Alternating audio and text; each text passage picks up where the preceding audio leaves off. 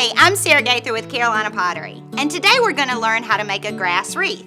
The great thing about the grass wreath is it can hang on your door all year round, and all you do is change out the bow. So I've decided to do it on an oval wreath, and all I need is I have 4 pieces of greenery. So I have 2 pieces that are extremely long, and then I have 2 other pieces that are going to help me to fill in. So what we're going to do is we're going to come up to the top of our wreath, and we're going to take and dip our greenery into our glue pan, and then we're going to stick our greenery into the top. And so you can see now how it flows down the side of the wreath. You notice though that I didn't cut anything off. So then I'm going to take the next piece, I'm going to dip it into my glue, and then I'm going to, leaving room for my bow, I'm going to put it in this side and let that flow down.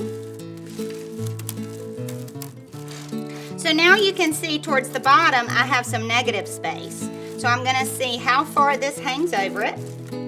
And then I'll come in and add this greenery, making sure that the stem of this goes deep into the grapevine wreath so that the greenery covers it and you don't see that part. Okay, but we want to make sure that the bottom of the wreath is covered as well. So again, I'm just going to dip the stem into my hot glue. I'm going to put it, like I said, underneath where that greenery will cover it up. Kind of spread it out. But again, I still haven't cut one single thing. So this is a wreath that anyone would be able to make. I'm going to put this in this side.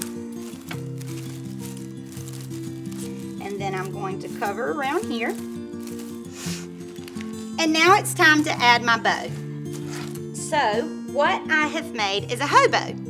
And if you look at our other DIY videos, you can learn how to make a hobo. The great thing about a hobo is you're able to use up different scrap ribbons you have at your house. So, like I mentioned, you're able to use this wreath year-round. So I've done a fall hobo, and all I'm going to do after I've made my bow, and you notice my streamers are extremely long, or they can be as short as you'd like them to be.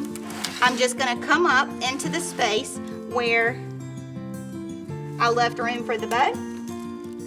Tie the bow around the entire wreath.